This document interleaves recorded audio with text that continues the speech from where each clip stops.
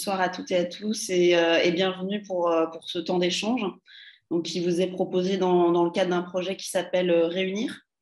Donc Réunir, c'est un projet qui est porté par trois associations, Un Forain Santé, Patiente Impatiente et Rénalou, et donc qui a été initié en mars 2020 dans le cadre de la crise sanitaire qui nous a amené à être créatifs. Initialement, il était proposé sous la forme de 3 visios par semaine. Et puis, il a été un petit peu adapté. Aujourd'hui, on propose une visio hebdomadaire le mardi à 18h et donc des visios thématiques comme celle de ce soir et qui sont organisées régulièrement avec un expert invité du sujet qui a été choisi. L'objectif donc des visios, c'est vraiment de créer un espace d'information, mais aussi d'entraide et de partage d'expérience. Donc, n'hésitez pas à partager aussi ce que vous ressentez, ce que vous traversez dans vos parcours de vie, de vos parcours de soins. C'est vraiment aussi un espace qui est dédié à ça. Et peut-être, avant d'entrer dans le vif du sujet avec notre invité de ce soir, qui est le professeur Lionel Rostin, je vais donner la parole donc à Béatrice, qui est présidente d'Un Forain Santé et qui va nous rappeler quelques règles pour le bon fonctionnement de nos échanges ce soir. À toi, Béatrice. Merci Clotilde. Alors bonsoir à toutes et à tous. Donc ce soir, notre échange durera jusqu'à 20h. Donc si possible, on va essayer de tous fermer notre micro si on n'a pas la parole pour éviter les bruits, les parasites. Et donc, on va commencer par une introduction par notre expert pendant une vingtaine de minutes. Et ensuite, on aura un temps d'échange avec des questions et des réponses et aussi des partages d'expériences tous ensemble. Afin d'éviter de monopoliser la parole, on va essayer de faire vraiment en sorte que tout le monde puisse s'exprimer. Donc, on va rester bienveillant. On sait qu'on n'a pas toujours des idées communes et on peut avoir des opinions bien différentes les uns des autres. Donc, évidemment, la bienveillance est de mise. On va vraiment pouvoir vraiment échanger sur des sujets divers et variés. Donc, ce soir, nous sommes tous réunis sur une thématique qui est donc la vaccination et les anticorps monoclonaux. Et donc, je vais laisser la parole au professeur Rostin qui va pouvoir s'exprimer sur ce sujet et pouvoir ensuite ouvrir nos échanges. Je vais juste rappeler rapidement qu'on a la possibilité de poser nos questions à la fois donc à l'oral en levant la main. En bas à droite, vous avez un petit icône réaction. Vous pouvez lever la main. Et il y aura aussi Delphine qui va s'occuper du chat. Donc, vous pourrez écrire vos questions dans le chat librement si vous n'avez pas envie de les poser ou si vous n'osez pas le faire. Mais n'hésitez pas, en tout cas, pendant le moment d'échange, à vous exprimer. Donc, je laisse la parole au professeur Rostin. Bonsoir à toutes et à tous. Merci donc à Réunir de m'avoir invité ce soir pour ce chat et ce webinaire. En fait, donc, pour ceux qui ne me connaissent pas, je suis néphrologue depuis 31 ans et je suis actuellement chef de service de néphrologie au CHU de Grenoble depuis 2016 et avant, j'étais au CHU de Toulouse. Donc, en fait, notre cœur de métier, c'est le mien en tous les cas, c'est essentiellement la greffe rénale et comment avancer plus loin pour pouvoir greffer des patients qui actuellement sont peu greffables. Donc ça, c'est ce que nous faisons. Nous essayons de faire le mieux possible tous les jours, en plus des greffes tout à fait habituelles, et suivre notre cohorte de patients, d'environ 2000 patients au CHU de Grenoble. Alors, nous sommes le 21 décembre 2021, 21 mois après le début de la pandémie Covid-19, et finalement, notre préoccupation ce soir, c'est Omicron. Alors, si on veut être factuel, j'ai BBC News sous les yeux, j'ai regardé il y a quelques minutes. Vous savez qu'au Royaume-Uni, le variant majoritaire ce jour, c'est Omicron, et donc c'est un bon cas d'école. Ce jour, par exemple, il y avait 90 000 nouveaux cas donc, au Royaume-Uni, donc la majorité c'est Omicron, et il y a eu 172 décès hier, donc c'est-à-dire moins qu'en France, donc plus de contaminés, mais finalement moins de décès qu'en France. Alors bien sûr, ça ne reflète pas ce qui se passe ces jours-ci, puisque les décès habituellement reflètent ce qui s'est passé dans les jours précédents, mais ce que l'on sait actuellement, c'est qu'Omicron est bien sûr très beaucoup plus virulent en termes de contamination que le virus Delta, qui lui-même était beaucoup plus virulent que le virus Alpha. On va en reparler ensuite, mais est-ce que sa virulence est associée à une surmortalité? Ça, on ne le sait pas, c'est trop tôt. Il faudra attendre les données d'Afrique du Sud dans quelques jours et surtout celles du Royaume-Uni très rapidement. Mais en tous les cas, les données d'aujourd'hui de BBC News de ce soir sont plutôt non alarmistes. Donc ça, c'est important. Alors, un virus, eh bien, nous vivons avec les virus depuis très longtemps, et puis certains sont d'apparition récente. Par exemple, le VIH, c'est d'apparition récente, 40 ans, et puis le coronavirus, c'est pas récent, mais celui qui nous intéresse, le Covid-19, lui, est d'apparition récente, et on ne sait pas comment sa mutation s'est produite et comment il est devenu aussi virulent et aussi pathogène. Et le propre d'un virus, quel qu'il soit, mais c'est vrai pour certains virus plus que d'autres, c'est vrai pour le virus de l'hépatite C, c'est vrai pour le virus de l'hépatite B, c'est vrai pour le VIH, c'est vrai pour le coronavirus, Covid-19. Ce qui est très important, c'est la pression de sélection qui va sélectionner des mutants qui sont sélectionnés parce qu'ils résistent à notre système immunitaire. Donc finalement, notre système immunitaire, il est là pour essayer de combattre ces virus le mieux possible, et ça marche très bien pour certains virus, et moins bien pour d'autres, et la façon dont le virus a à se propager, eh bien, c'est les mutations et qui vont rendre inopérantes nos défenses immunitaires.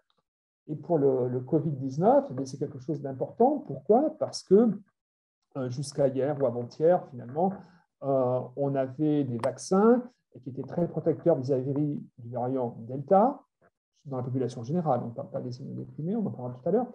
Et puis, on avait des anticorps monoclonaux, Ronapreve en l'occurrence, de deuxième génération, très efficaces pour couvrir le virus Delta. Et finalement, on pensait que c'était la panacée, en tous les cas, de début décembre encore. Et puis finalement, avec Omicron, des données toutes récentes montrent que finalement, pour être protégé contre Omicron, il faut des taux d'anticorps bien plus élevés que ceux atteints avec 2 injections du vaccin Pfizer ou Moderna, par exemple. Et c'est pourquoi on met beaucoup d'espoir dans les nouveaux vaccins Novavax qui a été approuvé hier par l'Union européenne et qui devrait être sur le marché fin janvier prochain, mais pour l'instant on ne l'a pas, qui lui devrait entraîner une réponse immunitaire très très importante, peut-être 5 à 10 fois plus importante que celle obtenue avec Pfizer ou Moderna. Et puis, les anticorps monoclonaux, eh bien, ils sont efficaces contre un moment T, contre la protéine qui a servi à les produire. Un anticorps monoclonal, c'est quoi? Eh bien, on prend un motif du virus, la protéine spike, enfin des motifs de la protéine spike, et puis on va construire un anticorps qui va bloquer cette protéine. Eh bien, manque de chance, Omicron a des variants dans les domaines reconnus par les anticorps monoclonaux Ronapreve. Donc, ça veut dire quoi en français? Le 21 décembre 2021, ça veut dire que Ronapreve, finalement, est toujours efficace sur le variant Delta, mais on a de moins en moins de variants Delta. En revanche, les données actuelles montrent que Ronapreve n'est plus efficace sur le variant Omicron. Donc finalement, heureusement, on a Evusheld. Alors Evusheld, eh bien, c'est des anticorps monoclonaux de 3e génération, bon, très efficaces sur tous les variants. L'est-il ou le sera-t-il sur Omicron? On peut penser qu'il le sera avec des doses d'anticorps très importantes. Donc, vous savez, le propre d'Evusheld, c'est de donner une quantité très importante d'anticorps à un moment T, en intramusculaire, avec une protection entre guillemets de 6 mois, mais ça, c'est dans le monde variant Delta. Et dans le variant Omicron, probablement, la protection sera peut-être de moins longue durée. Mais on peut penser que la quantité d'anticorps délivrés sera telle que ça permettra de nous protéger, en particulier les patients vulnérables, de façon efficace. Et enfin, ce qu'il faut savoir, c'est qu'un anticorps monoclonal, quand il est injecté, son efficacité maximale commence à partir du 3e au 5e jour, c'est-à-dire le temps qu'il diffuse dans l'organisme et qu'il baigne toutes les cellules de l'organisme. Donc, il n'est pas efficace dans l'immédiateté. Ronapreve était donné en pré-exposition, mais également en post-exposition, ou même en thérapie avant J5. Evusheld sera donné uniquement en pré-exposition. On en parlera tout à l'heure. Evusheld cible toutes les populations, théoriquement. Alors, dans l'étude de phase 3 qui a permis son approbation par les autorités de santé américaines et européennes, il y a eu quelques cas d'infarctus du myocarde dans les deux groupes, mais un peu plus dans le groupe Evusheld que dans le groupe placebo, mais on compare rien à rien plus epsilon. Donc, globalement, c'est un tout petit signal qui ne veut peut-être rien dire du tout, qui veut dire quelque chose, mais personne ne le sait actuellement. Et ça conduit la NSM à mettre un petit codicile disant que des patients présentant plus de 2 facteurs de risque, etc., ne pourraient peut-être pas bénéficier des Evusheld. Eh bien ça, ce n'est pas possible, il faut qu'on se batte contre cela, bien évidemment, parce que, par définition, les patients qui vivent avec une maladie rénale chronique, qu'ils soient en pré-dialyse ou en post-transplantation, ont habituellement au moins 2 facteurs de risque cardiovasculaire. Donc, par exemple, le CHU de Grenoble où Evusheld a été approuvé hier, donc, bien finalement, nous sommes convenus que tous les patients pourraient bénéficier d'Evusheld s'ils devaient en bénéficier, sauf les patients qui auraient fait un infarctus du myocarde tout récemment. Donc, globalement, il n'y a pas de restriction à utiliser Evusheld, et donc ça, c'est un point très important. Alors, la vaccination dans tout ça, parce que finalement, je n'en ai pas encore parlé. Alors, la vaccination, on vaccine soit avec des protéines, soit avec de l'ARN, soit avec de l'ADN. Et pour la première fois, on s'est rendu compte qu'un vaccin ARN peut être très efficace pour immuniser avec des taux d'anticorps très efficaces une population entière, planétaire. Donc, concernant les vaccins anti-Covid-19, finalement, les vaccins ARN actuels, eh bien, c'est celui de Pfizer et de Moderna. Les autres, je pense qu'on peut les oublier parce qu'ils ne sont pas efficaces en termes de booster d'anticorps pour être efficaces contre Omicron. Et celui qui est révolutionnaire qui arrive, c'est Novavax, qui est une technologie tout à fait différente, où là, finalement, on va immuniser le patient avec plutôt la protéine et un adjuvant très, très puissant, un nouvel adjuvant qui n'est pas utilisé à ce jour pour les vaccins.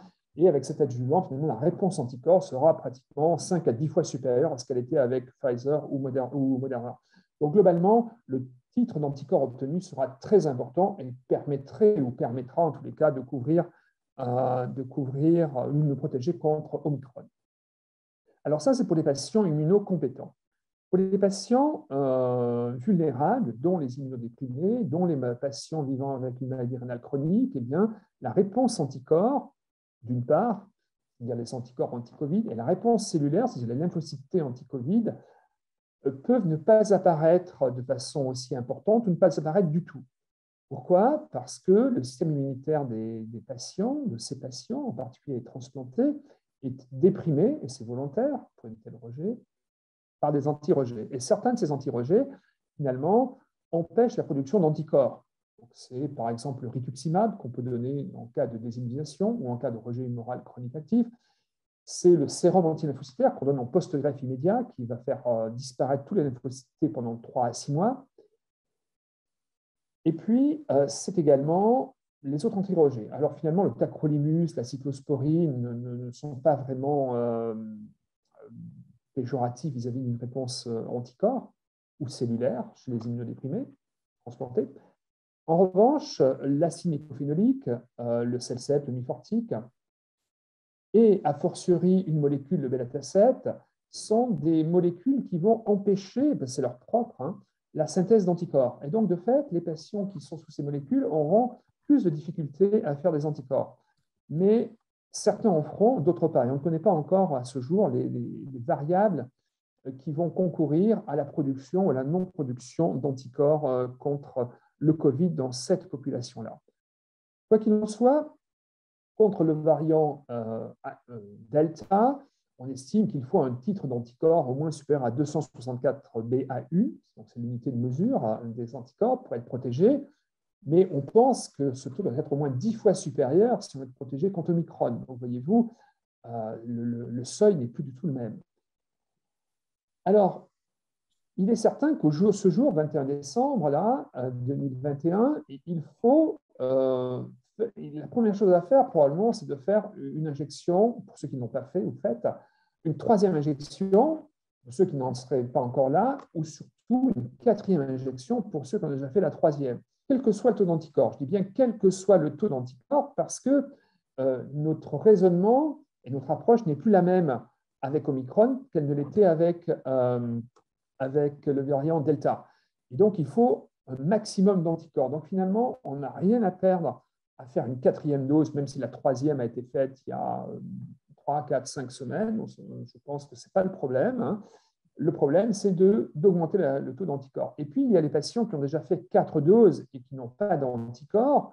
Et donc, comme nous ne sommes pas fin janvier, puisque fin janvier, on aura Novavax, qui là permettra peut-être de rattraper beaucoup de patients immunodéprimés qui ne font pas d'anticorps.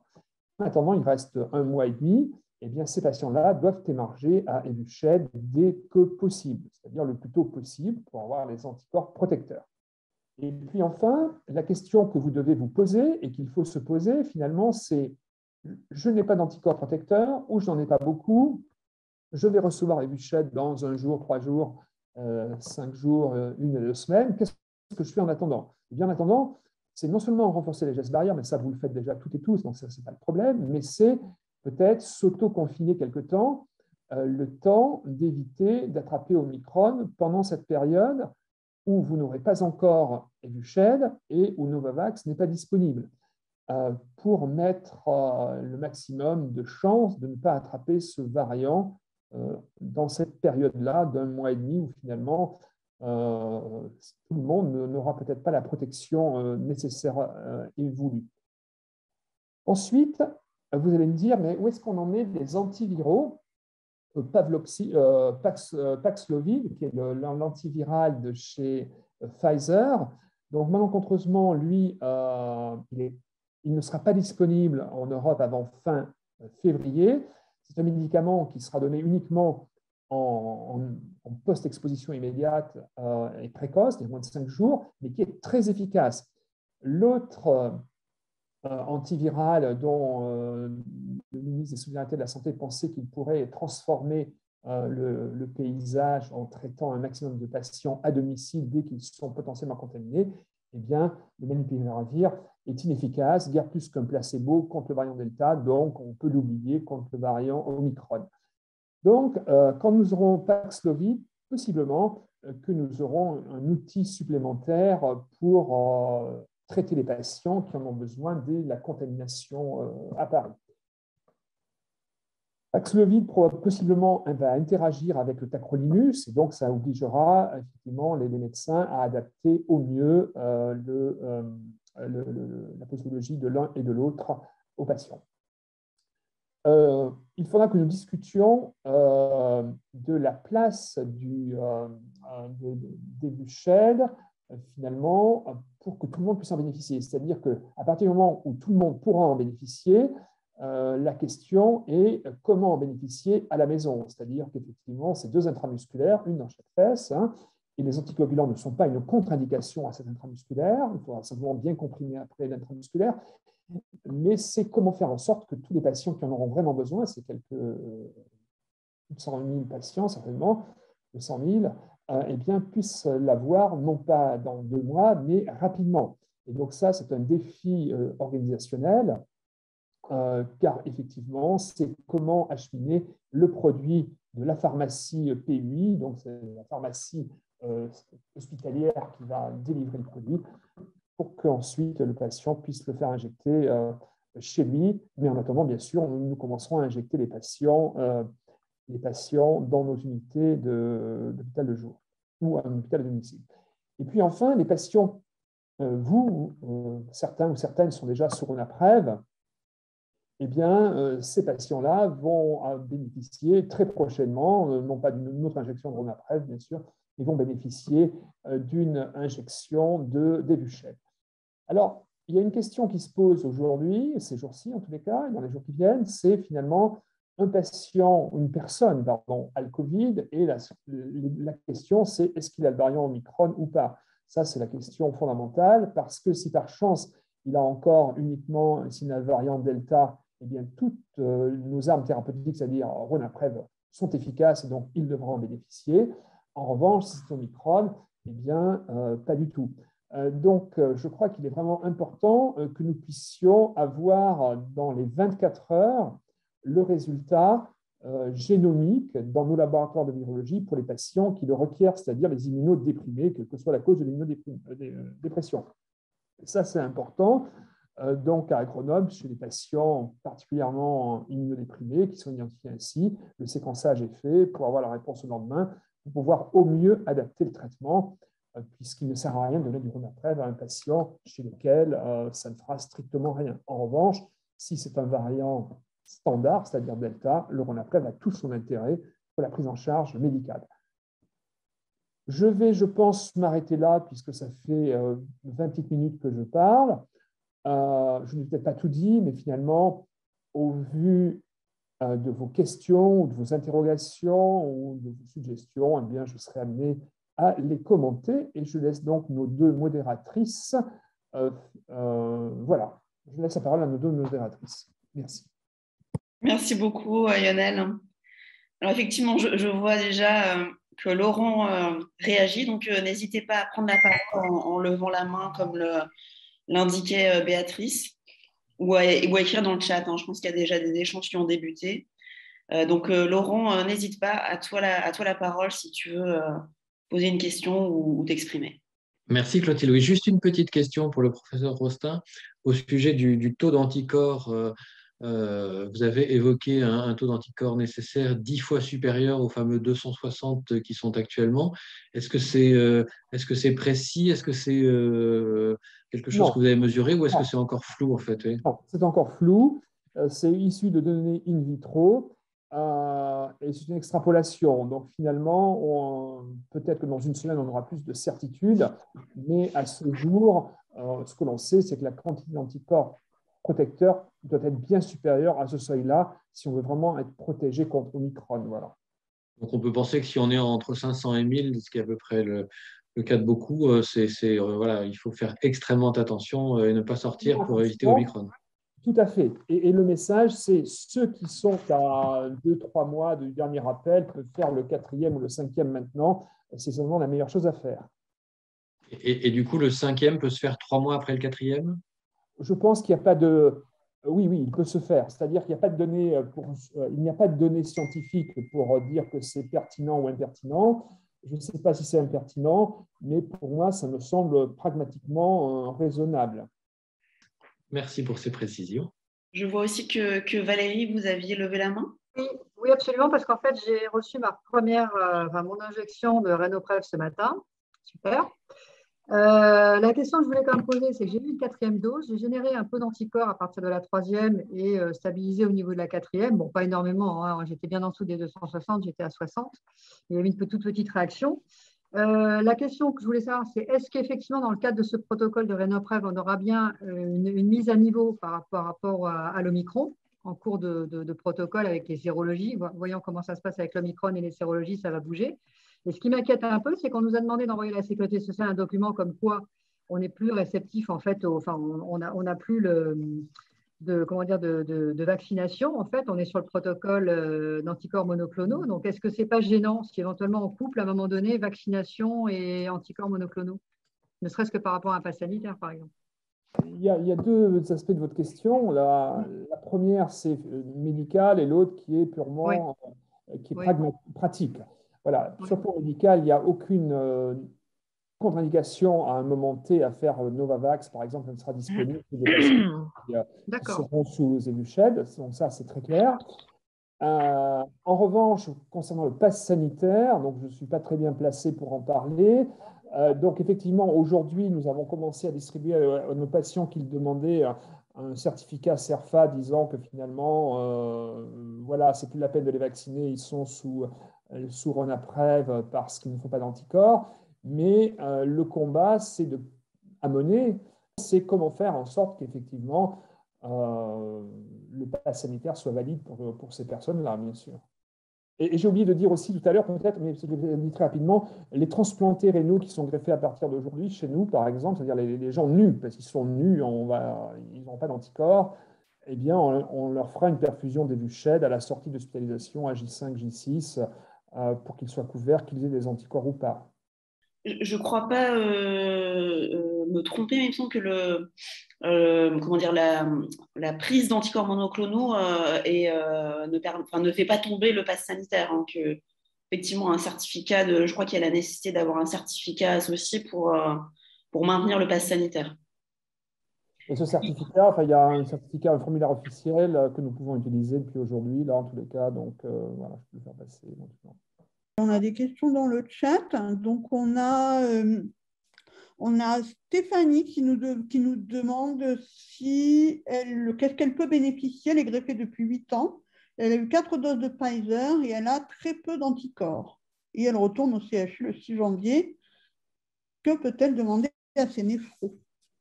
Eh bien, c'est une très bonne question que Stéphanie a. Clairement, je ne sais pas quelle est son immunosuppression, mais au bout de 4 injections, elle n'a pas d'anticorps. Donc, il faut qu'elle prenne contact, je pense, dès demain avec le secrétariat du CHU dans lequel elle va se rendre début janvier pour que ce jour-là, elle ait son injection de Evusheld. Donc, voilà. Donc, Stéphanie nous donne son traitement là. Bon, effectivement, elle a un traitement tout à fait standard, mais nonobstant, elle n'a pas fait d'anticorps. Donc, ça peut arriver, hélas, oui. On va prendre la question de Béatrice, peut-être? Oui, bonsoir. Je m'interrogeais, la semaine dernière, on avait eu une petite audio là, à une quinzaine, merci Rénalou, et on s'est rendu compte qu'il y avait quand même des disparités énormes sur les traitements donnés Covid dans les différents CHU, et ma question était la suivante. Donc, si j'ai bien compris, vous êtes référent à Grenoble. Est-ce qu'on peut considérer que les orientations que vous donnez sont valables sur tous les centres? C'est-à-dire qu'on peut demander à ne plus recevoir Ronaprev. Alors, me concernant, je suis sur Marseille et pour le moment, j'ai quelques anticorps. Donc j'ai la 4e dose Pfizer. Donc, on va voir ce que ça donne. Mais en tout cas, pour la suite, est-ce qu'on peut demander, imposer Alors, juste pour vous, une chose. Ce matin, j'avais une conférence téléphonique avec la directrice médicale France de Roche pour discuter de Ronaprev chez nos immunodéprimés. Ce rendez-vous était prévu pour tout le monde. C'était avant le communiqué de presse qu'a fait Roche hier, disant que Ronaprev n'était pas efficace sur Omicron. C'est important que Roche ait fait cette démarche-là, parce qu'à partir du moment où finalement Roche dit que son anticorps, sa combinaison d'anticorps monoclonaux n'est pas efficace sur Omicron, point à la ligne. Et donc, effectivement, comme Omicron va devenir majoritaire en France, hélas, il est déjà probablement dans quelques régions de France, eh bien, il faut, je dis bien, que dans chaque établissement de santé, la concertation infectiologue et puis médecin de greffe en l'occurrence fasse que tous les patients basculent sous Evusheld. Il y aura suffisamment de doses pour cela et c'est indispensable. Si on veut que nos patients soient protégés contre Omicron. Alors bien sûr, la réponse peut être, mais finalement, on n'est pas sûr que vous attraperiez le Covid d'abord, d'une part. D'autre part, on n'est pas sûr que vous attraperiez Omicron. Vous pouvez très bien attraper simplement, entre guillemets, le virus Delta, mais ça, personne ne le sait. Et quand le virus circulera de façon beaucoup plus intense, quand Omicron circulera de façon plus intense sur le territoire français, eh bien, il n'y aura plus de questions à se poser. Donc pour vous répondre, est-ce que vous avez le droit de demander? Vous êtes informé. Donc oui, vous avez le droit de demander à ce qu'on transforme la perfusion de Ronaprev en Evusheld. Ça me semble normal. Et simplement, si cela vous gêne, il suffit que vous preniez un snapshot du site Rénalou en disant, voilà ce qui est recommandé. Enfin, Oui, j'entends, d'autant si c'est effectivement le laboratoire Roche qui a communiqué là-dessus, ça sera d'autant plus facile. C'est très clair. Ouais. Et donc ça enlève un poids et point à la ligne, quoi. Alors bien sûr, on va traiter des patients par Evusheld en prophylaxie pendant peut-être dans une région où finalement le taux d'Omicron sera très faible jusqu'à fin janvier, mais personne ne sait ça. Donc finalement, avec les brassages des fêtes de Noël, finalement, eh bien, je n'ai rien contre tout ce qui est centré, mais les gens qui habitent dans les grandes villes vont aller un petit peu en périphérie, et donc Omicron va se promener de partout en France. Donc voilà, ça c'est la réalité du terrain. Hein. Probablement. À Grenoble, pour l'instant, on n'est pas complètement épargné, mais on a très peu d'Omicron, mais probablement ça ne va pas durer très longtemps, quoi. Merci beaucoup. On va prendre une question d'une personne qui a la main levée, Dominique. Alors, Oui, vous êtes beaucoup, on va alterner une question à l'oral et une question du chat. ok. Alors, moi je suis donc greffée rénale depuis 45 ans. Je prends du Celcept et du Néoral et je ne suis pas encore passée à la vaccination compte tenu justement du taux d'anticorps qui est très faible chez les greffés. Aujourd'hui, ben, je me pose, enfin pas qu'aujourd'hui, mais je me pose la question depuis un certain temps. Donc, avec les informations que vous donnez, est-ce qu'il vaudrait mieux que j'attende le vaccin Novavax qui arrive fin janvier ou faire déjà une injection d'un autre vaccin? Et puis, j'aurais aimé savoir s'il y avait plus d'effets indésirables chez les personnes transplantées. Alors, concernant que vous êtes greffé depuis 45 ans, ce qui est vraiment remarquable, donc, vous pourrez faire des anticorps possiblement ou pas, mais ça, il n'y a pas de facteur prédictif pouvant le dire. Donc, il vaut mieux se faire vacciner dès maintenant avec un vaccin qui peut être Pfizer ou Moderna. Vous ferez ou vous ne ferez pas d'anticorps, mais ça, seule la boule de cristal va dire si vous allez en faire ou pas. En attendant Novavax pour début février éventuellement. Après, donc là, vous êtes nu vis-à-vis du virus. Nu parce que vous n'avez jamais été vacciné. Hein. Jamais, non? Oui, mais ce n'est pas une critique, c'est juste une constatation. Hein. C'est-à-dire que finalement, la question est qu'est-ce qu'on doit vous proposer? Bien évidemment, on ne va pas vous proposer une sérothérapie, c'est-à-dire les anticorps monoclonaux, si vous n'êtes pas passé par la case de vaccination, parce que finalement, voilà, ça me semble important de passer, si possible, par cela. Il faut commencer par ça, c'est ce que je disais tout à l'heure. Hein. Ouais, même si les réponses, parce que vous avez des greffés qui ont une réponse au niveau anticorps importante. Donc là, sur notre cohorte, les facteurs de non-réponse, c'est essentiellement le bêta-7, parce qu'on a une des plus grosses cohortes françaises de bêta-7, et effectivement, les patients sous bêta-7, il y en a une infime partie qui font des anticorps, mais dans chez les autres patients qui ne sont pas sous bêta-7, eh bien, effectivement, le taux de réponse après 3 injections, c'est vrai, est tout à fait correct chez 2 tiers d'entre eux. Donc oui, c'est... Mais vous aviez parlé également du Celcept, et moi je suis sous Celcept. Oui, j'ai entendu. Hein. Mais le Celcept, oui, ça fait partie des molécules qui contribuent à diminuer la production d'anticorps. Mais bon, ce n'est pas une règle chez tout le monde, parce que vous prenez 1 gramme de Celcept par jour ou 2 grammes par jour, votre exposition au produit varie d'un facteur 1 à 3. Donc, c'est ce que l'on sait, voyez-vous. Donc voilà. Je combine 2 questions donc, pour donner la parole à tout le monde. Donc, en fait, Stéphanie et Thérèse nous demandent les risques d'augmentation de la créatinine avec les injections et s'il y a des risques de potentiel de rejet et si, quand on a beaucoup d'anticorps après la 4e injection, on peut avoir un rejet. Merci, Madame Blanchard, pour avoir résumé ces questions-là, qui sont importantes, parce qu'effectivement, ce n'est pas une question purement théorique. Quand vous stimulez votre immunité par un agent bactérien ou viral, etc., vous stimulez la production d'anticorps, vous stimulez vos lymphocytes T, et par là même, vous pouvez réveiller quelques lymphocytes qui vont sécréter des anticorps contre le greffon. Donc oui, il y a eu 2 ou 3, quelques observations de rapporter, soit d'anticorps anti-greffon qui ont augmenté après une injection du vaccin anti-Covid, soit l'équipe de Toulouse a rapporté, je crois, un cas de possible rejet après. Donc c'est quelque chose que je ne mésestime pas, parce que ce que l'on ne verrait pas en vaccinant 1000 personnes, on le voit en vaccinant 10 000 personnes ou 100 000 personnes. Et donc, oui, il est possible de produire des anticorps contre les antigènes du greffon après une vaccination, quelle qu'elle soit. Ça avait été montré pour la grippe il y a très longtemps, à 40 ans pratiquement, mais c'est très rare. Donc, en fait, ce qu'il faut dire aux patients, c'est quand il fait son vaccin, qu'il fasse une créatinine 15 jours et 1 mois après, Voilà. Mais c'est exceptionnel, mais ce n'est pas, mais c'est possible. Mais en tous les cas, ça mérite d'être mesuré avec prudence, c'est-à-dire, c'est pas parce que ça peut arriver de façon exceptionnelle qu'il ne faut plus se faire vacciner. Voyez-vous, enfin, c'est important. Oui, bonsoir. J'avais une petite question qui concernait le traitement Evusheld. Est-ce qu'il y a des contre-indications, par exemple, si on prend de façon quotidienne un antibiotique et si on doit passer un PET scan dans les jours qui suivent?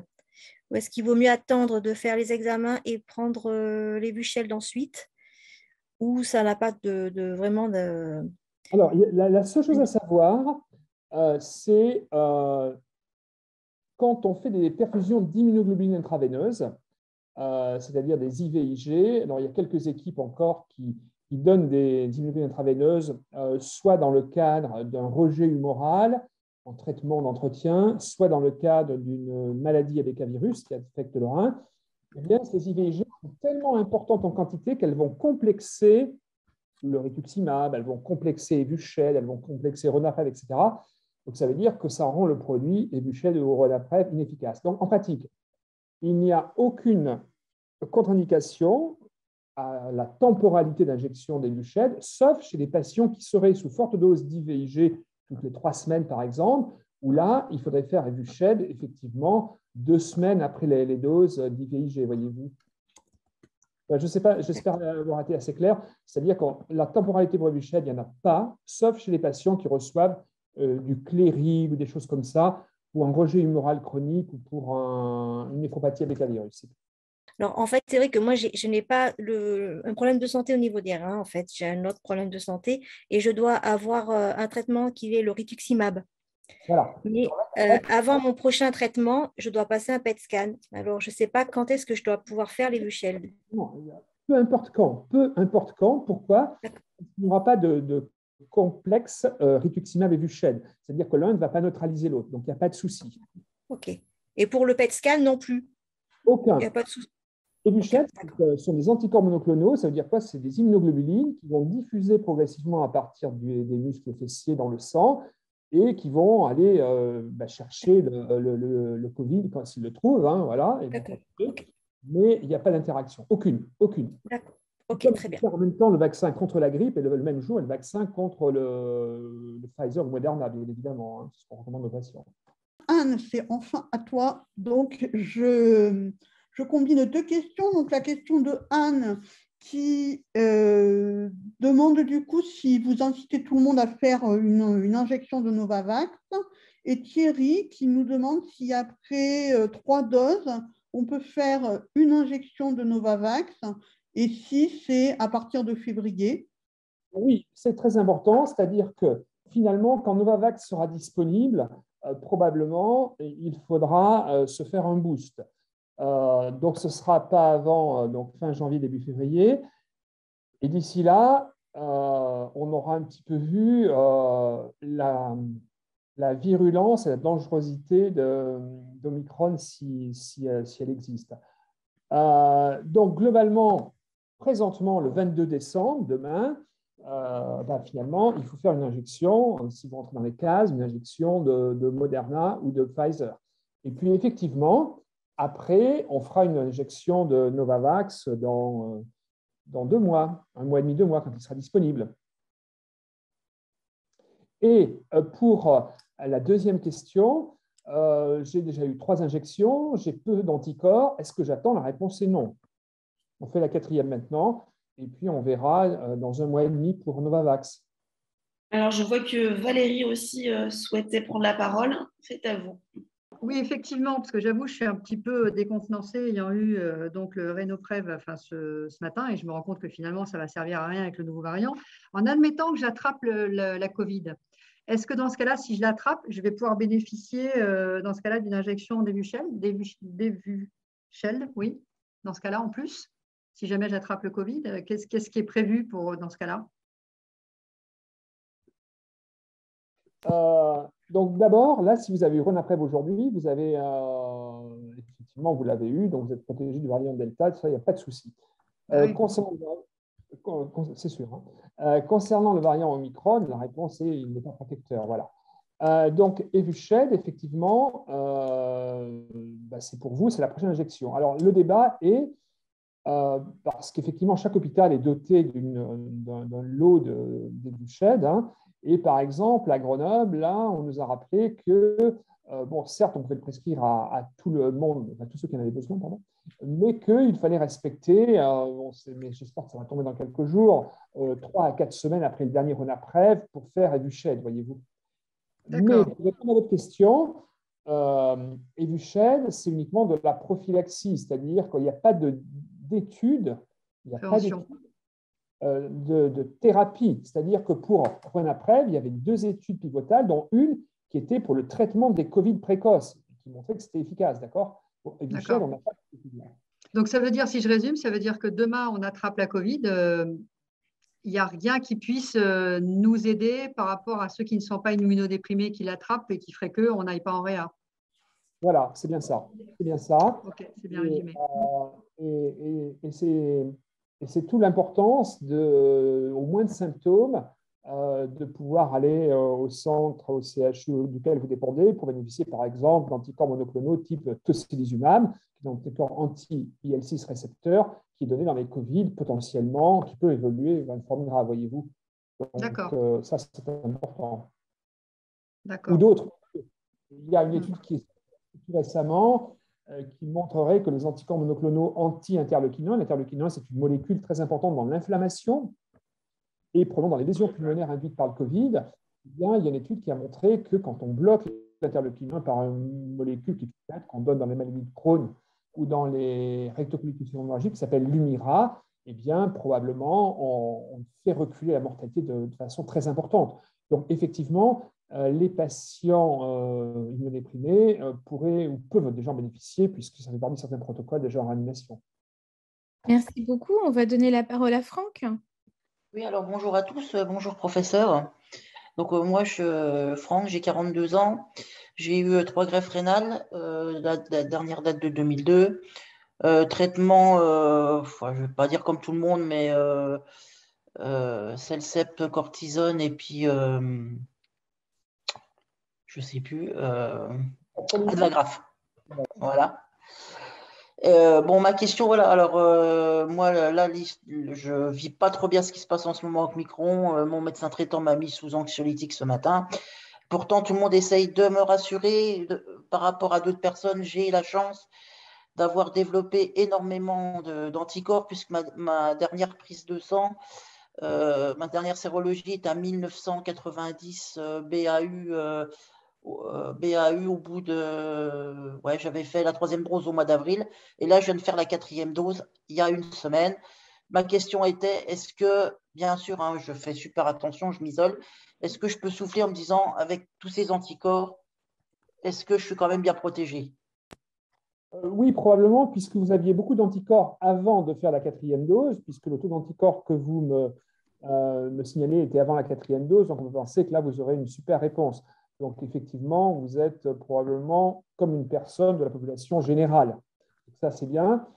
Tout à l'heure, j'ai vu passer sur le chat une question qui concernait le confinement ou l'autoconfinement, etc., dans les jours, les semaines qui viennent.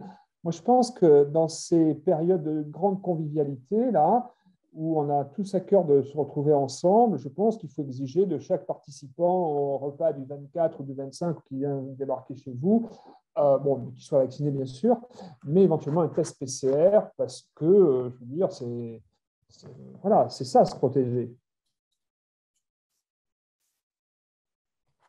Et voyez-vous, j'invite des personnes, je ne suis pas immunodéprimé, hein, mais je n'ai pas beaucoup d'anticorps, c'est comme ça. Hein. Je suis vacciné 3 fois. Finalement, pour les personnes qui viendront le 25, j'ai demandé à 2 d'entre elles de se faire tester parce qu'ils ont une vie sociale très importante, c'est tant mieux, hein, et que, bien qu'ils soient vaccinés, bien sûr. Hein, voilà. Mais les formes asymptomatiques, ça existe. Hein, D'accord. Mais normalement, voilà, quand la dose, même avec Omicron, quand on a une bonne dose d'anticorps, on peut se considérer quand même protégé. Oui, tout à fait. Tout à fait. D'accord, merci beaucoup. Parce que là, il y a une question qui arrive sur le chat qui dit que finalement, est-ce que tous les immunodéprimés font des Covid graves? La réponse est non. C'est-à-dire que actuellement, les immunodéprimés qui font des formes graves sont les patients chez qui le taux d'anticorps était soit absent, soit très faible. C'est ça. Donc actuellement, par exemple à Grenoble, je parle de ce qui me concerne, mais en réanimation, 80% des patients sont non vaccinés, donc déjà, bon, ok. Sur les 15 autres pourcents, eh bien, il y en a plus de 10% qui sont des immunodéprimés, pas forcément des greffés, mais des immunodéprimés qui avaient des taux d'anticorps très faibles, bien qu'ils fussent vaccinés. Donc ça, en tous les cas pour Delta, le taux d'anticorps est protecteur, c'est une réalité, ça c'est sûr, hein. Voilà, donc Omicron, c'est plus le point d'interrogation aujourd'hui, mais les anticorps, quand ils sont là, ils protègent. J'ai une question de Anne-Céline et je vais également combiner avec une question de Bat. Donc, Anne-Céline demande si, si le confinement pour 1 mois et demi que vous proposez peut également être pour les proches et les enfants qui sont scolarisés. Et donc, en fait, je présume que par extension, c'est comment le prouver à l'école. Bat nous demande également si il devrait s'autoconfiner s'il a 3 ou 4 injections. Alors, une question très importante parce que, comme vous l'avez entendu ou lu ces jours-ci, actuellement, parmi tous les tests positifs en France, le tiers des tests positifs sont chez les moins de 15 ans. Le tiers des tests positifs sont chez les moins de 15 ans en France actuellement. Et le deuxième point, c'est qu'on sait que le premier vecteur des infections virales dans le Covid, sont les enfants. Donc, effectivement, pour moi, c'était incompréhensible qu'on n'ait pas fermé les écoles il y a 10 jours, quand finalement on a eu le discours de je ne sais plus qui, de notre président, je crois, disant que business as usual, passer de bonnes fêtes. Donc effectivement, ça n'a pas été fait. L'autoconfinement, ça veut dire, si vous avez des enfants, bon, pour l'instant, ils sont en vacances, tant mieux pour moi, c'est bien, mais ça permettra d'avoir un petit recul dans 2 semaines, voir un peu où vous en serez, pardon, pas vous, mais où la France en sera dans 2 semaines. Hein. Je répète, aujourd'hui, l'Angleterre, c'est 90 000 cas par jour. En France, on est à 60 000 bientôt. Hein, donc, ils ne sont pas si loin que ça devant nous, bien qu'ils aient majoritairement de l'Omicron. Et c'est 2 fois moins de morts qu'en France. Bon, donc ça, c'est plutôt rassurant. Mais pour la rentrée prochaine, si on nous laisse tranquille, hélas, jusqu'à la rentrée, effectivement, pour les patients vulnérables, ne pas mettre leur gamin à l'école pendant 1 à 2 semaines, ça me semblerait très pertinent. Ensuite, vous avez reçu une 4e dose de vaccin. Dois-je me confiner? Si vous aviez 0 anticorps avant, la 4e dose, même si elle fait apparaître des anticorps, il n'y en aura pas beaucoup. En revanche, si vous étiez avant la 4e dose à 264 BAU, voire plus, bien sûr, là, votre risque est moindre. J'espère être clair. Merci beaucoup. Je vais laisser la parole à Aurélie qui a une question. Aurélie, c'est à toi. Bonsoir à tous et je voulais vous remercier d'avoir accepté, de nous avoir accepté dans cette visio. C'est une première pour nous. C'était juste aussi pour un peu témoigner de mon parcours brièvement. Et évidemment, qui suivront peut-être 1 ou 2 questions. Je suis moi-même donc immunodéprimée depuis 3 ans sans raison apparente. J'ai plus de lymphocytes et j'ai pas d'anticorps malgré donc 3 doses de Pfizer. Je suis sous Ronapreve. J'ai eu juste une injection en octobre. J'ai toujours quelques anticorps. Je suis du sud de la France, donc j'ai commencé par être suivie à Marseille. J'ai eu un parcours plutôt chaotique avec eux, donc du coup, je suis suivie à Paris aujourd'hui.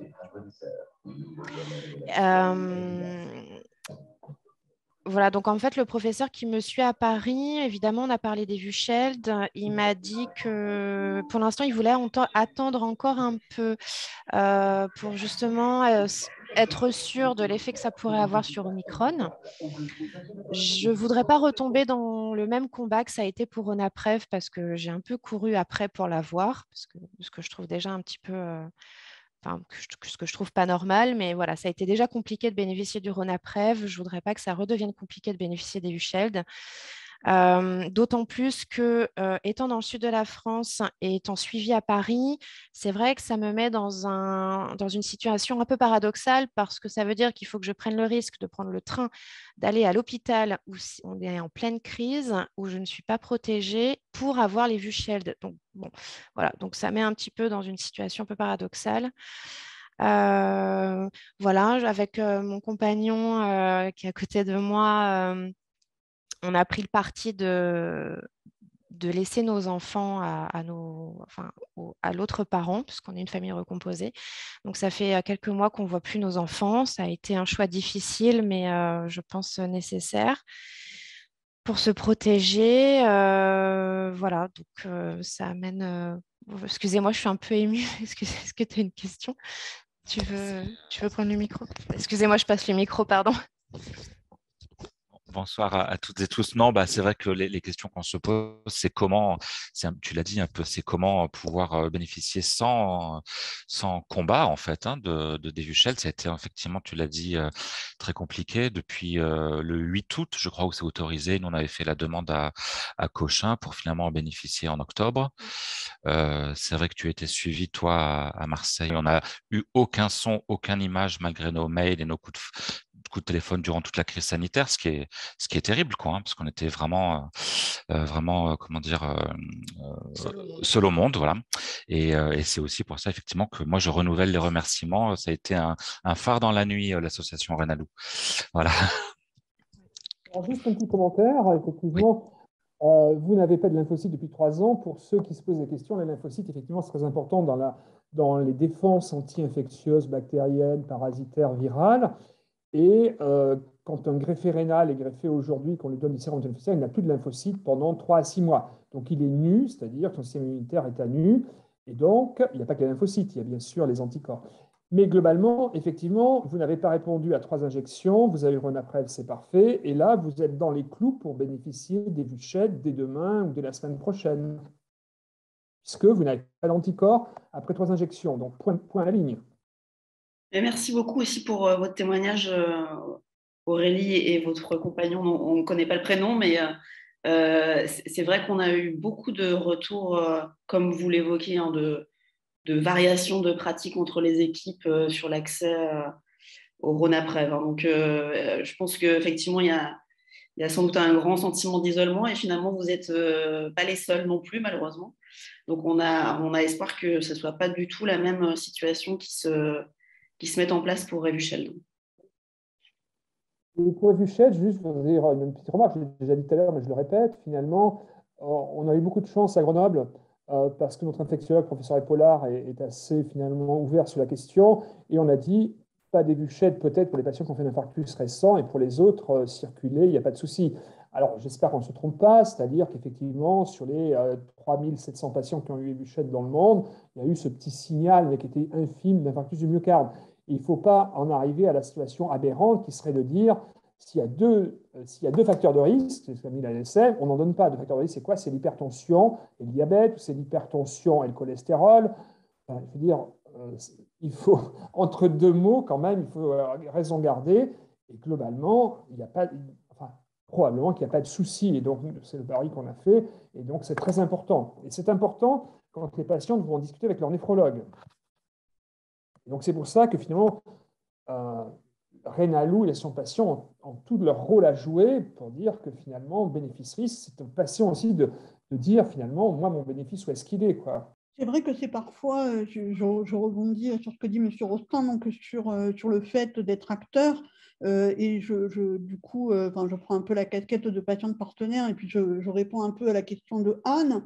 C'est vrai que c'est difficile parfois de trouver des leviers d'action pour échanger avec son néphrologue lorsque par exemple, il refuse de prescrire une sérologie ou de prescrire du Ronapreve. Et c'est dommage parce que du coup, ça fragilise les relations. Qu'en pensez-vous, M. Rostand? Je pense que c'est important d'en parler. Oui, c'est très important d'en parler parce qu'effectivement, vous avez peut-être vu passer sur le chat, oui, c'était sur le chat, ou je ne sais plus, un néphrologue d'un CHU de France, finalement, disant que dans son centre, finalement, le taux de patients sous Ronapreve n'était pas si important que cela. Et pourquoi?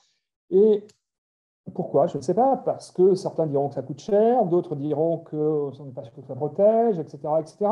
Et finalement, même si ça coûte 7 200 €, c'est peanuts vis-à-vis de tout le reste. Voilà, ça c'est le premier point.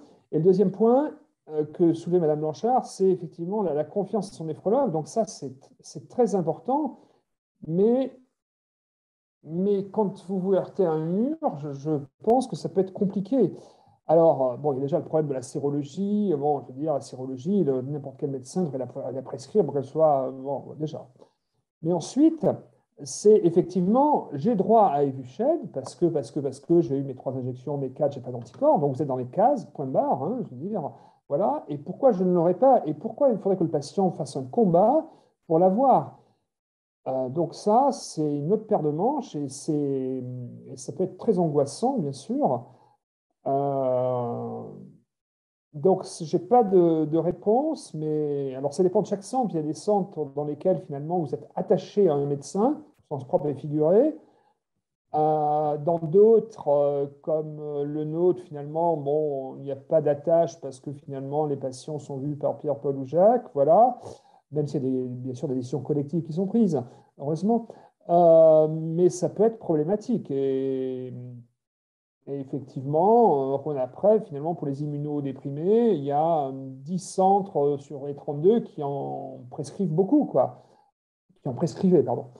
Voilà, c'est une constatation. Donc, mais face à l'arrivée d'Omicron, je pense que on a des arguments pour dire que ça peut marcher, Evusheld, et que peut-être c'est le moment de se protéger.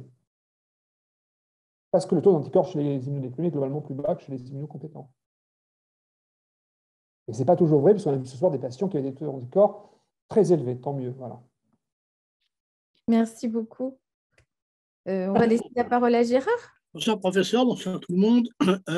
Moi j'ai quand même une question.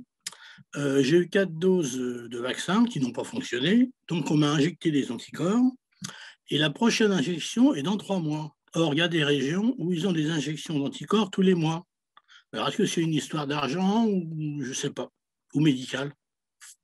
Alors, d'une région à l'autre, c'est pas pareil. C'est une très bonne remarque, pardon, une question par ailleurs. Globalement, les données de Roche, donc je veux dire, c'est le producteur de Ronapreve, donc c'est pas moi qui elles sont factuelles, hein. Elles sont factuelles et elles disent que globalement, Ronapreve, ça protège bien 1 mois. Donc, point. Alors après, chaque région, vous savez, en France, tout est vertical et donc la décentralisation aboutit à une verticalité délocalisée. Donc chaque ARS, Agence régionale de santé, a décidé il y a 3 mois sur des critères complètement arbitraires. Hein. Nous, on nous a demandé début septembre combien on voulait prescrire de Ronapreve en septembre, puis en octobre, etc. Mais de façon arbitraire, de dire tel CHU ou tel CH aura tant de doses, pas plus. Des critères complètement arbitraires, voilà, puisqu'on sait que le Ronapreve, il en restera plein sur les bras. Donc, effectivement, les régions dans lesquelles les ARS ont donné Ronapreve au compte-gouttes, eh bien, les cliniciens se sont adaptés en faisant des injections probablement tous les 3 mois. Nous, on a eu cette chance de pouvoir l'injecter tous les mois. Et même en l'injectant tous les mois, il y a des patients, si la moyenne d'action c'était 1 mois, certains, au bout d'1 mois, n'avaient très peu d'anticorps. Donc, le combat, c'est Evusheld pour tout le monde, mais ce ne sera peut-être pas tous les 6 mois, ce sera peut-être tous les 3 mois. Mais ça, on le verra dans 2 mois. On n'est pas encore là. Jean-Marie demande si vous savez si le traitement AstraZeneca arrivera bien fin janvier. Donc, concernant AstraZeneca, ben, c'est celui qui est là. Nous parlons, je pense, de GSK. Et donc, GSK devrait arriver fin janvier, oui. Mais la France en a commandé très peu. Donc, c'est quoi? C'est un autre anticorps monoclonal. Pour répondre à ceux qui ne le sauraient pas. Hein. Donc, actuellement, il y a 2 anticorps monoclonaux. Enfin, il y en a 3. Il y a Ronapreve de Roche. Il y a AstraZeneca et Evusheld. Et puis, il y aura celui de GSK, dont j'ai oublié, une combinaison de 2 anticorps, qui, lui, devrait arriver fin janvier. Mais la France n'en a pas commandé beaucoup. Je vais juste rebondir vite fait sur le dialogue qui est en train sur le chat là, à l'heure actuelle, sur la confiance en son néphrologue.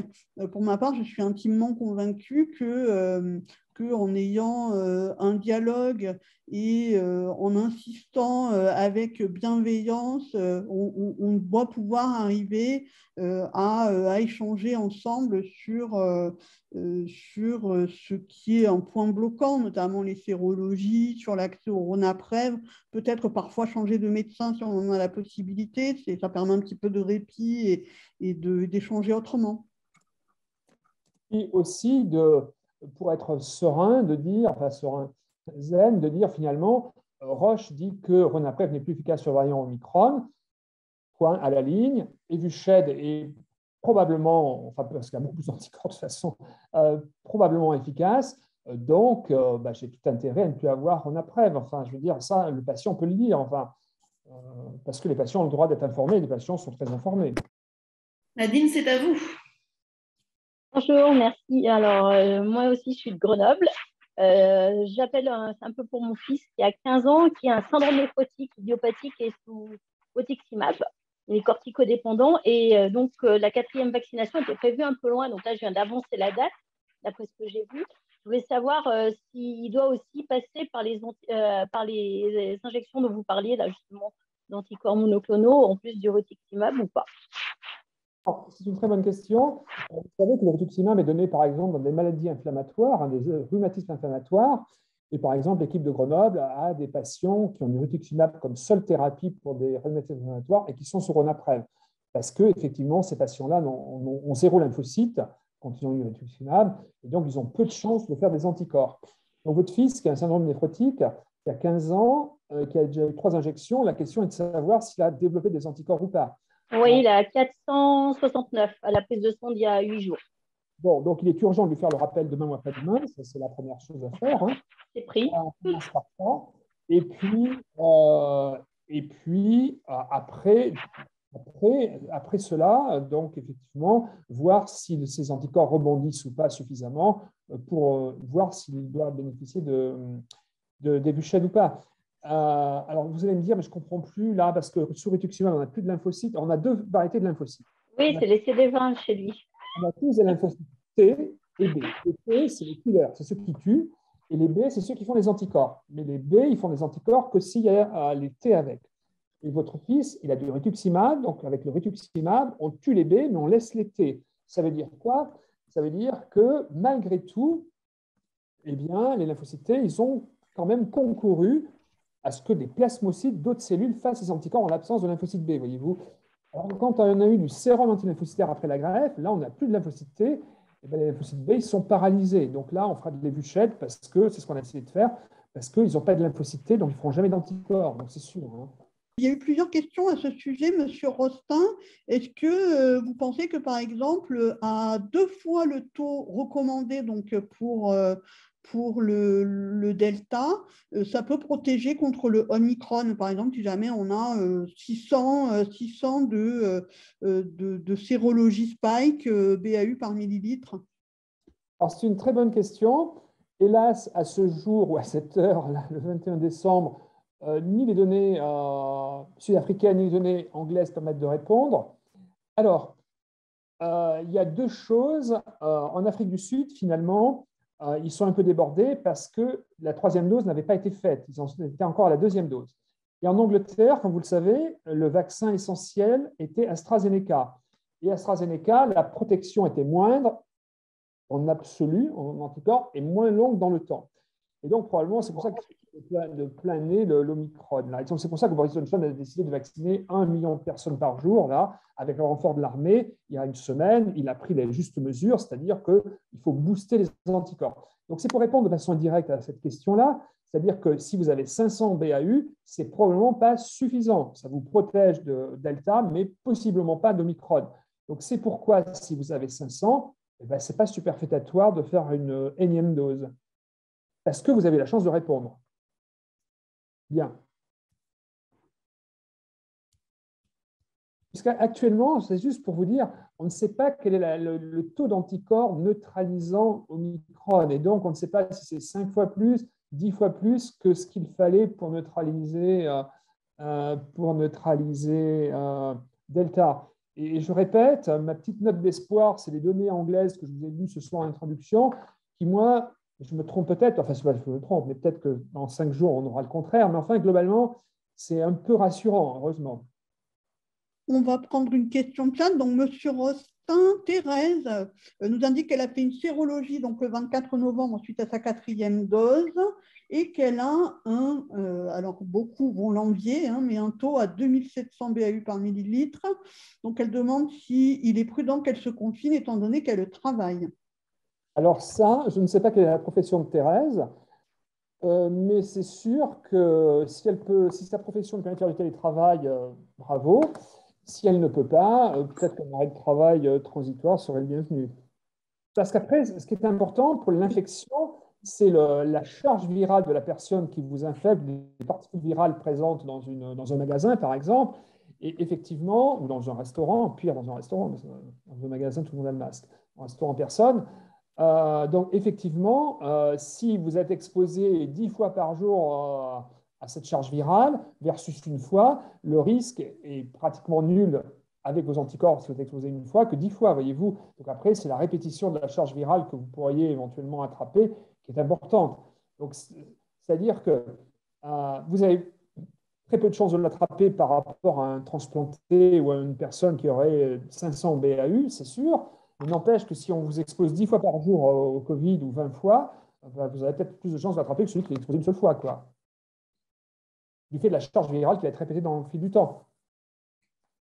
Bonjour professeur, je suis Thérèse. En fait, je fais du secrétariat médical, mais j'ai un hygiaphone à l'ancienne devant moi. Je suis seule et par contre, j'ai quand même les médecins qui viennent régulièrement me voir, avec le masque aussi. Donc, ce sont les seuls contacts. Je ne sais pas s'il faut que je m'arrête. C'est sûr que les médecins vont rester sur le pas de la porte, j'espère. Voilà, donc, bon. Et je mange toujours dans mon bureau. Je m'étais juré un jour que je ne mangerais jamais dans mon bureau. Et je mange mon sauvage dans mon bureau, mon casse-croûte à midi, quoi. Donc, je veux dire, ça, je le fais depuis 2 ans. Bon. C'est pareil, vous pouvez travailler sur le travail parce que l'hygiaphone, vous l'avez que là. Mais simplement, il faut dire gentiment au médecin qu'on peut se parler à travers la porte. Littéralement, à travers, non à travers le téléphone, quoi. Delphine, c'est à vous. Ça fait longtemps que vous attendez pour prendre la parole. N'hésitez pas. Oui, merci beaucoup de me redonner la parole. Je voulais juste parler un petit peu de mon cas. J'ai eu 2 doses de vaccin Pfizer. La dernière dose, je l'ai eue au mois de juin. Et juste quelques jours après, j'ai fait une thrombopénie avec une bonne chute de plaquettes. Donc, du coup, maintenant, mon hématologue ne me conseille absolument pas de faire la 3e dose, vu que je suis encore sous rituximab. Il ne voudrait pas que ça interfère dans mon traitement. Là, je suis également sous antibiotiques Bactrim. Et j'ai donc parlé avec mon hématologue pour faire les Evusheld. Et il m'a dit qu'il prévoyait, mais à notre prochaine séance de rituximab, il me le prescrirait, donc c'est-à-dire le 11 janvier.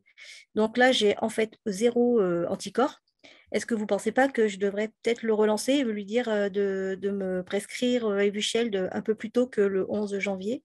Les thrombopénies, c'est connu après les vaccins ARN, c'est très rare. Alors, je ne sais pas à quel niveau était votre thrombopénie, parce qu'il y a eu d'authentiques. À 30. D'accord. Il y a eu d'authentiques qui étaient beaucoup plus basses, mais c'est exceptionnel, mais ça existe, donc ça, c'est une réalité. Premier point. Deuxième point, donc, ça peut, donc effectivement, c'est embêtant de faire une 3e dose, mais comme vous êtes nu, parce qu'on n'est pas d'anticorps, eh bien, effectivement, Evusheld est certainement la bonne solution maintenant. Et vous pensez que le vaccin Novavax sera différent de Pfizer par rapport à la thrombopénie? Alors ça, je ne sais pas parce que je n'ai pas eu de données de sécurité, de sûreté, mais je peux vous dire que la thrombopénie, il n'y en avait pas dans les études Pfizer ni Moderna au début, c'est-à-dire qu'il a fallu vacciner 1 million de personnes pour s'en rendre compte. La myocardite, c'est exceptionnel, il y en a un peu plus avec Moderna, il a fallu vacciner des millions de jeunes américains pour s'en rendre compte. Donc, Donc, il y a des choses qu'on ne voit pas. Donc là, il n'y a pas de signal pour le vaccin Novavax, mais enfin, bon, personne ne le sait. Non, thrombopénie, c'est pas bouché. Il y a quelqu'un qui demande, Gérard, si c'est. Non, la thrombopénie, c'est les plaquettes qui sont basses. Les plaquettes, c'est important pour la coagulation. C'est-à-dire, si vous coupez le doigt, s'il n'y a pas de plaquettes, vous saignez pendant une demi-heure, voire plus. Et quand les plaquettes sont trop basses, eh bien, on meurt d'hémorragie. On peut mourir pendant l'hémorragie, voilà. Donc, 30 000, c'est bas, mais ce n'est pas terriblement bas, mais c'est bas quand même. Voilà. C'est une question, c'est plus, c'est une question, mais c'est aussi un mini débat dans le débat, mais c'est vrai que elle nous parle donc, du 10 fois plus d'anticorps avec l'Omicron, donc pour être protégé, et elle se pose la question de savoir si du coup, c'est pas 10 fois plus dangereux. Bon,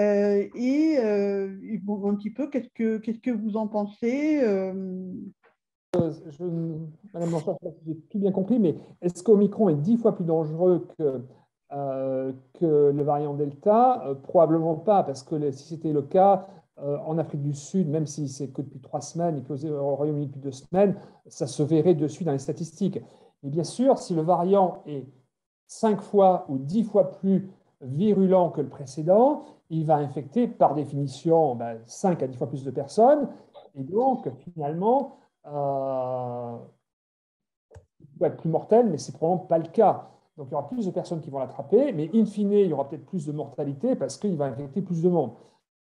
Enfin, voilà, je ne sais pas si c'est clair, mais c'est ça. Et après, quel est le taux d'anticorps qu'il faudrait ou qu'il faudra pour se protéger contre le variant Omicron? Bon, il y a 2 travaux tout récents de ces jours-ci qui sont un peu contradictoires. Donc, on ne sait pas encore complètement, mais plus il y a d'anticorps, mieux c'est en tous les cas contre Omicron.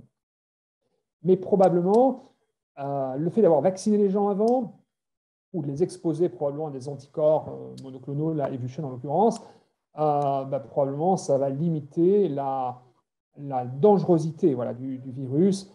Et je répète, les données anglaises quand même de ce jour-là et sud-africaines également, sont plutôt rassurantes, non pas en termes de contagiosité, mais de mortalité. Parce qu'on s'adresse à des personnes vaccinées et ou protégées. Et donc, si vous avez Evusheld, vous serez protégé parce que vous n'avez pas d'anticorps.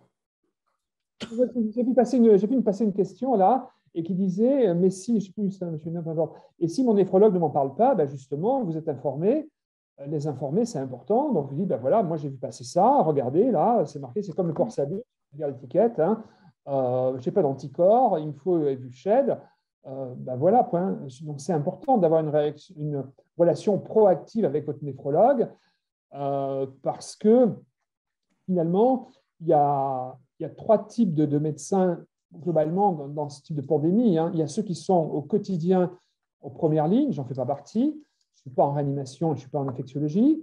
Il y a ceux qui sont en 2e ligne, qui ont des patients qui sont concernés et pour lesquels on essaie de se tenir informé au jour le jour ou à 2 jours près quand même. Et puis, il y a ceux qui disent finalement, c'est plus mon problème parce que je suis débordé par les informations et qui n'en savent probablement guère plus que ce qu'on entend dans les médias. Et donc, effectivement, votre néphrologue, ça peut être parfois par ignorance, parce qu'il ne connaît pas les derniers développements, voyez-vous. Et donc, mais s'il est éveillé et réveillé, il sera ravi que vous lui disiez, finalement, voilà, il y a des données récentes, il faut peut-être faire quelque chose, quoi. Mais peut-être que dans une semaine, mon discours d'aujourd'hui sera caduc, mais j'espère que non. Enfin, bon. Elisabeth Alexandre, vous voulez vous exprimer? Merci, professeur, de nous donner la parole. Concernant le confinement, je vois qu'aussi il y a Anne-Céline qui avait posé la question dans le chat.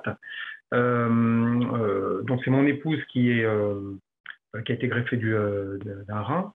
Elle a reçu les anticorps monoclonaux. Ronapreve. Et du coup, on se posait la question concernant le confinement. Mon épouse est en télétravail, mais par rapport à moi qui ai repris sur site, est-ce que vous conseillez à ce jour de se reconfiner ou pas?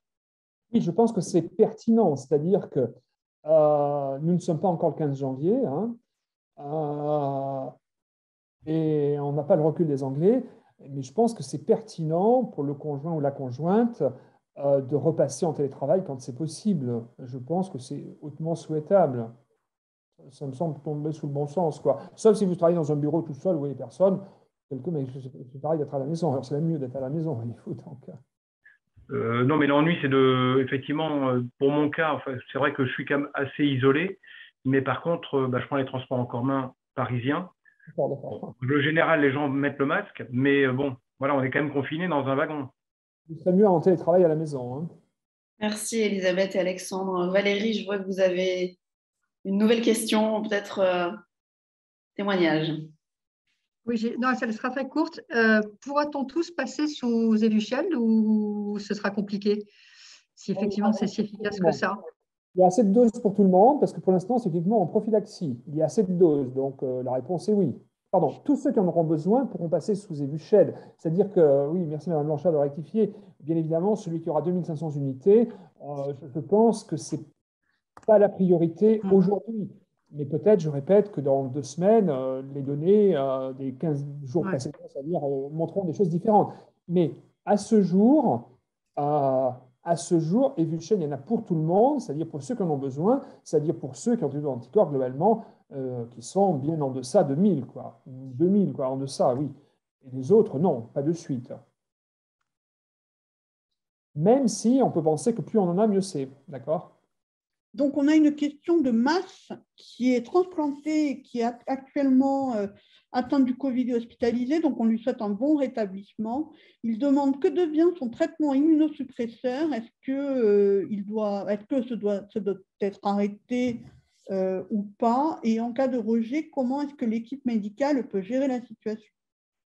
Ça, c'est une question qui est très importante. La première chose, quand on est hospitalisé pour un Covid, c'est globalement actuellement le 21 décembre, c'est qu'on avait une forme symptomatique, parce que sinon, on reste pendant une fois l'année fait, on repart chez soi. Et donc, toutes les formes symptomatiques, on reçoit tous de la cortisone à forte dose. C'est de la dexaméthasone pendant 10 jours à forte dose. Ça, c'est la recette de base. Et comme c'est de la cortisone à forte dose, ça a un effet anti-inflammatoire, pulmonaire, mais également anti-rejet. Donc, qu'est-ce qu'on fait pendant ce temps? On en profite pendant ce temps pour arrêter le Celcet, ou arrêter le Mifortic, ou arrêter l'Imurel, et on garde uniquement le Prograf, l'Advagraf, l'Envarsus, l'Adoporte ou le Néoral. Et puis, quand le patient va mieux, eh bien, on reprend le Celcet, ou on reprend le Mifortic, ou on reprend le Certican, ou on reprend l'Imurel. Mais la recette de base, c'est la cortisone. C'est ce qui permet de passer le cap aigu.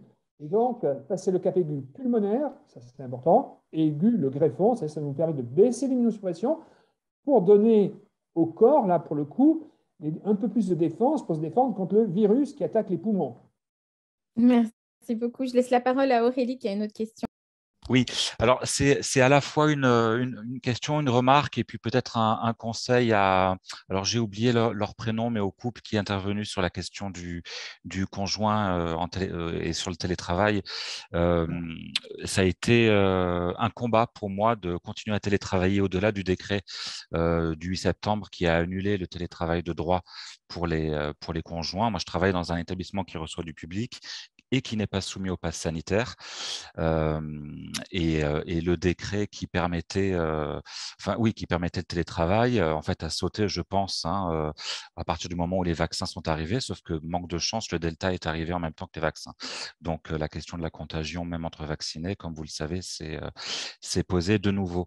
Peut-être alors, moi, j'ai la chance de télétravailler jusqu'au 4 janvier, mais ça a été un vrai combat avec la médecine du travail. Et peut-être que si ça peut intéresser d'aucuns, j'ai fait valoir un certain nombre de documents. Alors, les tribunes de Renalou qui ont été publiées dans le monde et les données qui ont été publiées, l'avis de la Haute Autorité de Santé, le protocole sanitaire. Enfin, j'ai dû blinder en fait. Ça a été vraiment un combat et un combat temporaire puisque le 4 janvier, ce sera rebelote. Il faudra que je renouvelle cette demande de télétravail. Donc, effectivement, je ne sais pas s'il y a des débats au national toujours sur ces questions-là ou si c'est quelque chose qui a été réglé définitivement. Je n'ai évidemment pas d'antenne au national, mais ça pourrait être intéressant qu'on évoque ce sujet. pour que ce ne soit pas des combats individuels, en fait, dont certains probablement échoueront. Merci. Donc, lorsqu'on est sur Ronapreve et Vuchel, donc c'est à renouveler tous les mois, un peu moins a priori, si j'ai bien compris, pour les Vuchel. Est-ce que du coup, ça veut dire que les anticorps descendent très vite? Ça, on n'a pas trop de données. On parle des Vuchel, hein, c'est-à-dire que le pic est très élevé, donc ce qui fait la différence avec Ronapreve, bien sûr, et ensuite la décroissance est exponentielle. Et exponentielle sur 6 mois. C'est pour ça qu'initialement, Vuchel, c'était pour tous les 6 mois, parce qu'on pensait que dans le monde Delta, ça suffisait largement, sauf que dans le monde Omicron, peut-être ce sera un petit peu différent, et il faudra les faire, non pas tout, il faudrait peut-être, on n'en sait rien, toujours, peut-être les faire de façon plus rapprochée, voilà. Voilà. Mais le pic est bien plus élevé qu'avec Ronapreve, voilà, c'est ce que je veux dire. Hein. Donc on est plus inondé qu'avec Ronapreve.